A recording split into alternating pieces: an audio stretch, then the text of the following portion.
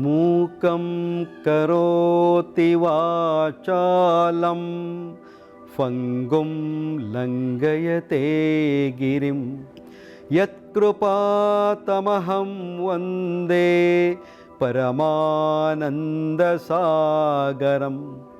ಅಖಂಡಮಂಡಲಾಕಾರಂ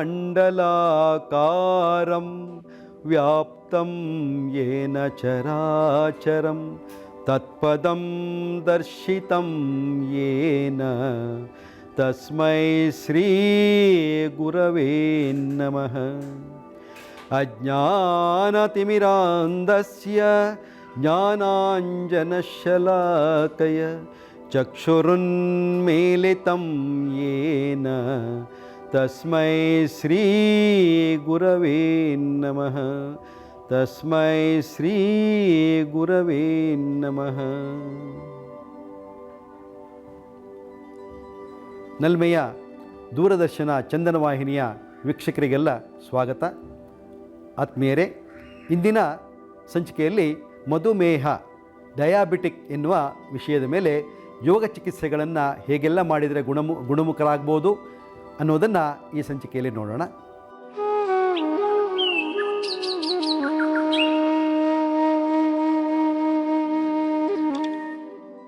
ಈಗ ಬಲಬದಿಯಲ್ಲಿ ಈ ಅಭ್ಯಾಸವನ್ನು ಮಾಡಿದ್ದೀರಿ, ಅದನ್ನೇ ಎಡಬದಿಯಲ್ಲೂ ನೀವು ಮಾಡಬೇಕು. ಒಂದೊಂದೇ ಕಾಲನ್ನು ಮುಂದಕ್ಕೆ ಚಾಚಿಕೊಳ್ಳೋಣ. ಈಗ ಅದನ್ನೇ ಇನ್ನೊಂದು ಬದಿಯಲ್ಲಿ ಅಭ್ಯಾಸವನ್ನು ನೋಡೋಣ.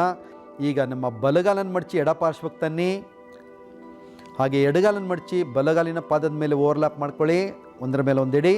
ಹಾಗೆ ಎರಡೂ ಮಂಡಿಗಳು ನೆಲಕ್ಕೆ ತಾಗುವಂತೆ ಇಟ್ಕೊಳ್ಳಿ.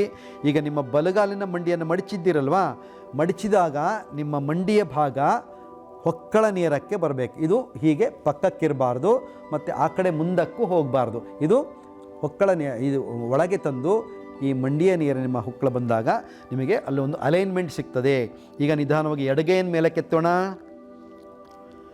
ಉಸಿರು ಬಿಡ್ತಾ ಎಡಗೈಯನ್ನು ಕೆಳಗಿಳಿಸಿ ಬಲ ತೊಡೆಯನ್ನು ಹಿಡ್ಕೊಳ್ಳೋಣ ಆರಾಮದಲ್ಲಿ.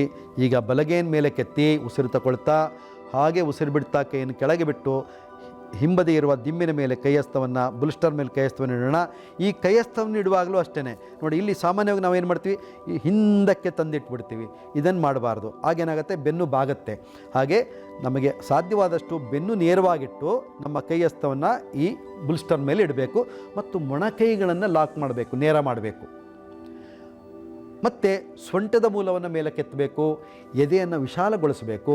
ಇನ್ನು ಉಸಿರನ್ನು ಹೊರಗಡೆ ಹಾಕ್ತಾ ಬ್ರೀತ್ ಔಟ್ ಮಾಡ್ತಾ ಬಲಪಾರ್ಶ್ವಕ್ಕೆ ಸೊಂಟದ ಮೂಲವನ್ನು ತಿರುಗಿಸಬೇಕು. ಆವಾಗ ನಮ್ಮ ಹೊಟ್ಟೆಯ ಭಾಗದ ತಿರುಚುವಿಕೆಯನ್ನು ನಾವು ಗಮನಿಸ್ತಾ ಸಹಜವಾದ ಉಸಿರಾಟವನ್ನು ಮಾಡಬೇಕು. ನಮಗೆ ಸಾಧ್ಯವಾದರೆ ನಮ್ಮ ದೃಷ್ಟಿಯನ್ನು ಬಲಭುಜದ ಮೇಲಿಟ್ಟು ದೀರ್ಘ ಉಸಿರಾಟವನ್ನು ಮಾಡಬೇಕು. ಇಲ್ಲಿ ಒಂದು ಅಂಶವನ್ನು ಗಮನಿಸಬೇಕು, ಈ ಆಸನದಲ್ಲಿ ಸೊಂಟದ ಮೂಲವನ್ನು ಕುಗ್ಗಿಸಬಾರ್ದು, ಮೇಲಕ್ಕೆ ಎತ್ತುತ್ತಾ ಇರಬೇಕು. ಎದೆಯನ್ನು ಕೂಡ ಕೆಳಗೆ ಇಳಿಸಬಾರ್ದು, ಕುಗ್ಗಿಸಬಾರ್ದು, ಅದನ್ನು ಕೂಡ ಅಪ್ಲಿಫ್ಟ್ ಮಾಡಬೇಕು, ಮೇಲಕ್ಕೆ ಎತ್ತುತ್ತಾ ಇರಬೇಕು.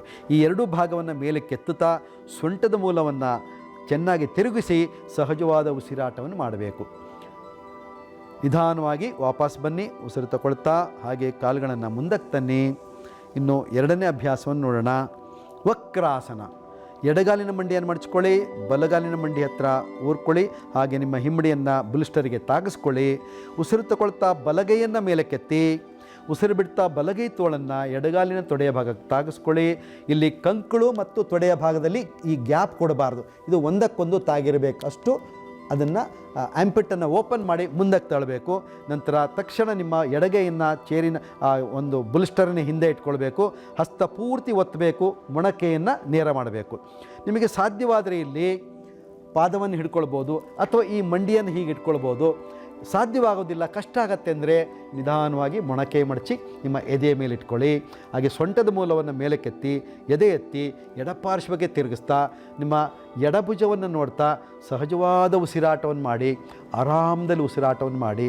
ಆ ಉಸಿರಾಟದ ಒಂದು ಹಂತ ಎಷ್ಟು ದೀರ್ಘವಾಗಿರುತ್ತೆ ಅಷ್ಟು ಲಾಭವನ್ನು ಈ ಒಂದು ಅಭ್ಯಾಸದಲ್ಲಿ ನೀವು ಪಡಿತೀರಿ. ಇದು ವಕ್ರಾಸನದ ಸ್ಥಿತಿ. ಹಾಗೆ ನಿಧಾನವಾಗಿ ಉಸಿರು ತಗೊಳ್ತಾ ವಾಪಸ್ ಬನ್ನಿ. ಎರಡೂ ಕಾಲನ್ನು ಎಡಗಾಲನ್ನು ಮುಂದಕ್ಕೆ ಚಾಚಿ, ಹಾಗೆ ಬಲಗಾಲನ್ನು ಮಡಚ್ಕೊಳ್ಳಿ. ಬಲಗಾಲಿನ ಪಾದವನ್ನು ಬುಲ್ಸ್ಟರಿಗೆ ತಾಗಿಸ್ಕೊಳ್ಳಿ. ಉಸಿರು ತಗೊಳ್ತಾ ಎಡಗೈಯನ್ನು ಮೇಲಕ್ಕೆತ್ತಿ, ಉಸಿರು ಬಿಡ್ತಾ ಎಡಗೈ ತೋಳನ್ನು ಬಲಗಾಲಿನ ತೊಡೆಗೆ ತಾಗಿಸ್ಕೊಳ್ಳಿ.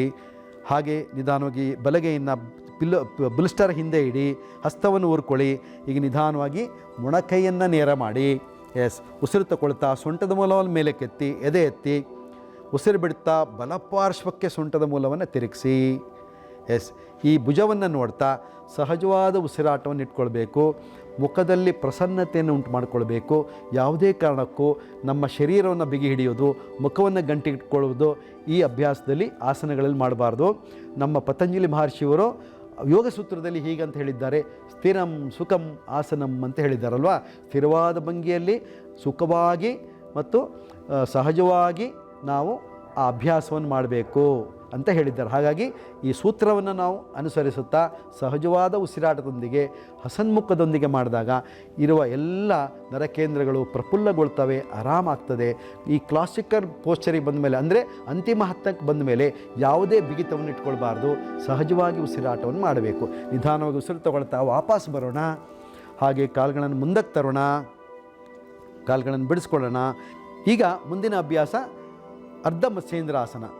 ಈ ಅರ್ಧ ಮತ್ಸ್ಯೇಂದ್ರಾಸನದಲ್ಲಿ ಇನ್ನಷ್ಟು ನಾವು ಅಡ್ವಾನ್ಸ್ ಆಗ್ತೀವಿ. ಹೊಟ್ಟೆಯನ್ನು ತಿರುಚಲ್ಪಡುತ್ತೆ. ಆ ತಿರುಚುವಿಕೆ ಎಷ್ಟು ಪರಿಣಾಮಕಾರಿಯಾಗಿರುತ್ತೆ ಅನ್ನೋದನ್ನು ಈಗ ನಾವು ನೋಡೋಣ. ನಿಧಾನವಾಗಿ ಎಡಗಾಲನ್ನು ಮಡಚ್ಕೊಳ್ಳಿ, ಬಲ ಪಕ್ಕಕ್ಕಿಡಿ. ಎಸ್, ಆ ಮಡಚಿದ ಮಂಡಿಯನ್ನು ಹೊಕ್ಕಳ ನೇರಕ್ಕೆ ತನ್ನಿ. ನಂತರ ಬಲಗಾಲು ಮಡಚ್ಕೊಳ್ಳಿ, ಎಡಗಾಲಿನ ತೊಡೆಯ ಪಕ್ಕದಲ್ಲಿಟ್ಕೊಳ್ಳಿ. ನೆಲಕ್ಕೆ ತಾಗಿಸಿ ಆ ಕಾಲಿನ ಪಾದವನ್ನು. ಈಗ ಉಸಿರು ತಗೊಳ್ತಾ ನಿಮ್ಮ ಎಡಗೈಯನ್ನು ಮೇಲಕ್ಕೆತ್ಕೊಳ್ಳಿ. ಎತ್ತಿದ ಕೈಯನ್ನು ಉಸಿರು ಬಿಡ್ತಾ ಮುಂದಕ್ಕೆ ಬಾಗಿಸ್ತಾ ಈ ತೋಳನ್ನು ಬಲಗಾಲಿನ ತೊಡೆಗೆ ತಾಗಿಸಿ, ಮತ್ತು ಈ ಆ್ಯಂಪಿಟ್ ಭಾಗ, ಈ ಕಂಕಳ ಭಾಗ ಮತ್ತು ಕಾಲಿನ ಭಾಗಕ್ಕೆ ಗ್ಯಾಪ್ ಕೊಡಬಾರ್ದು, ಅದನ್ನು ಒಳಗೆ ಎಳ್ಕೊಳ್ಬೇಕು. ಎಸ್, ನಂತರ ನಿಮಗೆ ಸಾಧ್ಯವಾದರೆ ಈ ರೀತಿ ಕಾಲನ್ನು ಹಿಡ್ಕೊಳ್ಳಿ. ಸಾಧ್ಯವಾಗದಿದ್ದರೆ ಈ ಮೊಣಕೈಯನ್ನು ಮಡಚಿ ಎದೆ ಮೇಲೆ ಇಟ್ಕೊಳ್ಳಿ. ಆಮೇಲೆ ತಕ್ಷಣ ನಿಮ್ಮ ಕೈ ಬಲಗೈ ಹಸ್ತವನ್ನು ಹಿಂಬದಿಗೆ ಬುಲ್ಸ್ಟರ್ ಮೇಲೆ ಇಡಿ. ಉಸಿರು ತಗೊಳ್ತಾ ಸೊಂಟ ಎತ್ಕೊಳ್ಳಿ, ಎದೆ ಎತ್ಕೊಳ್ಳಿ.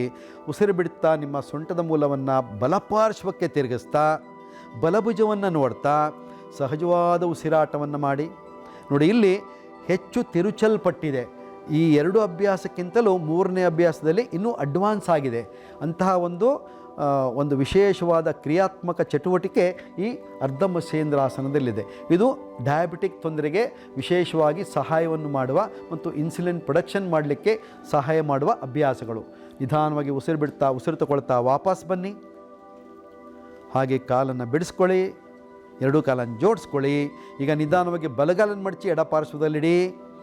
ಬಲಗಾಲಿನ ಮಂಡಿ ನಿಮ್ಮ ಹೊಕ್ಕಳ ನೇರ ಬರಲಿ. ಹಾಗೆ ಎಡಗಾಲು ಮಡಚಿ ಬಲಗಾಲಿನ ತೊಡೆ ಪಕ್ಕದಲ್ಲಿಡಿ. ಹಾಗೆ ಉಸಿರು ತಗೊಳ್ತಾ ಬಲಗೈಯನ್ನು ಮೇಲಕ್ಕೆ ಎತ್ಕೊಳ್ಳಿ. ಉಸಿರು ಬಿಡ್ತಾ ಬಲಗೈ ತೋಳನ್ನು ಮುಂದಕ್ಕೆ ತಳ್ತಾ ಎಡಗಾಲನ್ನು ಸ್ವಲ್ಪ ಬಲಕ್ಕೆ ಎಳೀತಾ ಆ ತೋಳನ್ನು, ಕಂಕಳ ಭಾಗವನ್ನು ಕಾಲಿನ ತೊಡೆ ಭಾಗಕ್ಕೆ ಲಾಕ್ ಮಾಡ್ಕೊಳ್ಳಿ. ಸಾಧ್ಯವಾದರೆ ಕಾಲಿನ ಪಾದ ಹಿಡ್ಕೊಳ್ಳಿ. Very good. ಹಾಗೆ ನಿಧಾನವಾಗಿ ಎಡಗೈಯನ್ನು ಬುಲ್ಸ್ಟರ್ನ ಹಿಂಭಾಗದಲ್ಲಿಡಿ. ಮೊಣಕೈಯನ್ನು ನೇರ ಮಾಡಿ ಸೊಂಟದ ಮೂಲವನ್ನು ಮೇಲಕ್ಕೆ ಎತ್ಕೊಳ್ಳಿ, ಎದೆ ಎತ್ಕೊಳ್ಳಿ. ಉಸಿರು ಬಿಡ್ತಾ ಸೊಂಟದ ಮೂಲವನ್ನು ಎಡಪಾರ್ಶ್ವಕ್ಕೆ ತಿರುಗಿಸಿ ಎಡಭುಜವನ್ನು ನೋಡಿ ದೀರ್ಘ ಉಸಿರಾಟವನ್ನು ಮಾಡೋಣ. ಈ ಎಲ್ಲ ಮೂಮೆಂಟ್ಗಳನ್ನು ಅಥವಾ ಹಂತಗಳನ್ನು ಹಂತ ಹಂತವಾಗಿ ಮಾಡ್ತಾ ಹೋದಾಗ ನಮ್ಮ ಶರೀರ ಹಗೂರವಾಗತ್ತೆ, ಆರಾಮ ಅನಿಸ್ತದೆ ಮತ್ತು ನಾವು ಒಂದು ಅಂತಿಮ ಸ್ಥಿತಿಗೆ, ಕ್ಲಾಸಿಕಲ್ ಪೋಸ್ಚರಿಗೆ ಹೋಗ್ತೀವಿ. ಆ ಸ್ಥಿತಿಯಲ್ಲಿ ಸಹಜ ಉಸಿರಾಟವನ್ನು ಮಾಡ್ತಾ ಹೋದಾಗ ಹೊಟ್ಟೆಯ ಭಾಗದ ಎಲ್ಲ ಒತ್ತಡಗಳು ಕಡಿಮೆ ಆಗುತ್ತೆ ಮತ್ತು ನಮಗಲ್ಲಿ ಇನ್ಸುಲಿನ್ ಪ್ರೊಡಕ್ಷನ್ ಮಾಡಲಿಕ್ಕೆ ಸಹಾಯವನ್ನು ಈ ಅಭ್ಯಾಸಗಳು ಮಾಡ್ತವೆ. ಸಹಜವಾದ ಉಸಿರಾಟವಿರಲಿ.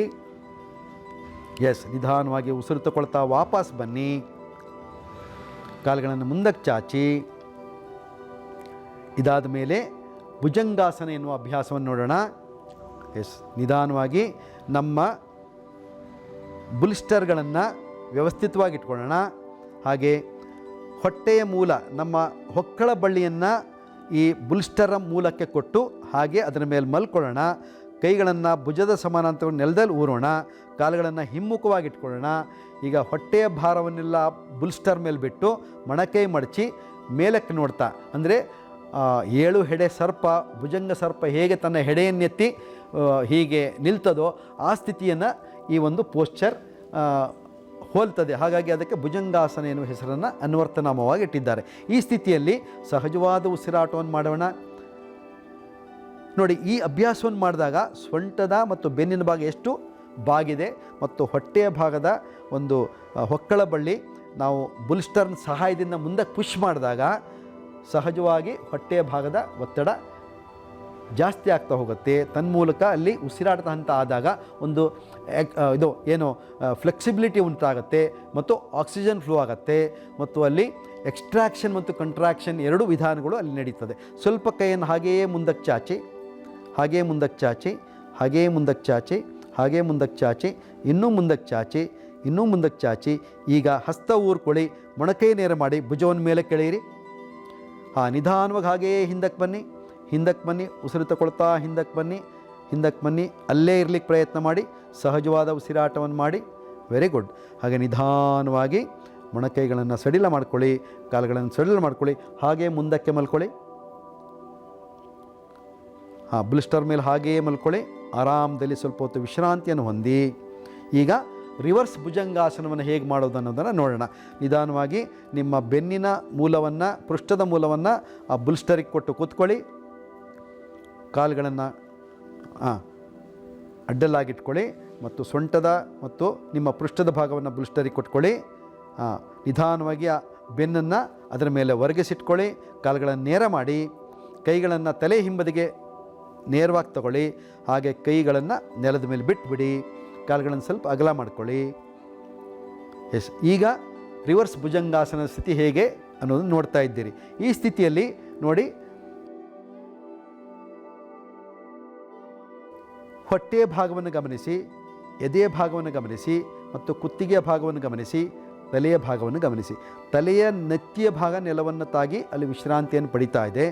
ಎದೆಯ ವಿಶಾಲತೆಯಿಂದ ಅಲ್ಲಿ ಒಂದು ರೆಸ್ಪಿರೇಟರಿ ಸೆಕ್ಷನ್, ನಮ್ಮ ಶ್ವಾಸಕೋಶಗಳು ವಿಸ್ತಾರಗೊಂಡು ವಿಕಾಸಗೊಳ್ಳುತ್ತದೆ. ಅಲ್ಲಿ ಉಸಿರಾಟದ ಹಂತ ಸಹಜವಾಗ್ತದೆ. ಹಾಗೆ ಹೊಟ್ಟೆಯ ಭಾಗವನ್ನು ಗಮನಿಸಿ. ದೀರ್ಘ ಉಸಿರಾಟ ಮಾಡೋದರಿಂದ ಹೊಟ್ಟೆಯ ಸ್ನಾಯುಗಳೆಲ್ಲ ಮಸಾಜ್ ಉಂಟಾಗತ್ತೆ, ಅಲ್ಲಿ ಆರಾಮ್ ಅನಿಸುತ್ತೆ. ಆ ಆರಾಮಿನ ಮೂಲಕ ನಾವು ಅಭ್ಯಾಸ ಕಾಲದಲ್ಲಿ ಏನಾದರೂ ಸಣ್ಣ ಪುಟ್ಟ ತಪ್ಪಾಗಿದ್ದರೆ ಈ ರಿವರ್ಸ್ ಭುಜಂಗಾಸನ ಮಾಡಿದಲ್ಲಿ ಆರಾಮ್ ಅನಿಸುತ್ತೆ, ಹಾಯ್ ಅನಿಸುತ್ತೆ. ಮತ್ತು ಸೊಂಟದ ಮೂಲಕ ನಾವು ಬುಲ್ಸ್ಟರ್ನಿಟ್ಟು ಬೆನ್ನಿನ ಸಂಪೂರ್ಣ ಬಿಲ್ಲೆಗಳನ್ನು ಆ ಬುಲ್ಸ್ಟರ್ ಮೇಲೆ ಬಿಟ್ಟುಬಿಟ್ಟಿದ್ದೀವಿ. ಹಾಗಾಗಿ ಅಲ್ಲಿ ನಮಗೆ ಬೆನ್ನಿಗೆ ಮ್ಯಾಕ್ಸಿಮಮ್ ರಿಲ್ಯಾಕ್ಸೇಷನ್ ಸಿಕ್ಕತ್ತೆ. ಈ ರೀತಿಯ ರಿವರ್ಸ್ ಭುಜಂಗಾಸನ ಮಾಡೋದರಿಂದ ನಮ್ಮ ಇಡೀ ಶರೀರಕ್ಕೆ ಒಳ್ಳೆಯ ವಿಶ್ರಾಂತಿಯನ್ನು ಕೊಡುವಂಥ ಹಂತ ಇಲ್ಲಿ ನಾವು ನೋಡ್ಬೋದು. ನೋಡಿದಿರಲ್ಲ ವೀಕ್ಷಕರೇ, ಇದುವರೆಗೂ ಯೋಗ ಚಿಕಿತ್ಸೆಯ ಮೂಲಕ ಡಯಾಬಿಟಿಕ್ ಎನ್ನುವ ತೊಂದರೆಯನ್ನು ಅಥವಾ ಮಧುಮೇಹವನ್ನು ಹೇಗೆ ನಿಯಂತ್ರಣ ಮಾಡಿಕೊಳ್ಳಬಹುದು ಎನ್ನುವುದನ್ನು ನೋಡಿದ್ದೇವೆ. ಮುಂದಿನ ಸಂಚಿಕೆಯಲ್ಲಿ ಇನ್ನಷ್ಟು ಹೊಸ ವಿಷಯದೊಂದಿಗೆ ನಾವು ಭೇಟಿಯಾಗೋಣ. ಸರ್ವೇ ಜನಾಃ ಸುಖಿನೋ ಭವಂತು. ನಮಸ್ಕಾರ.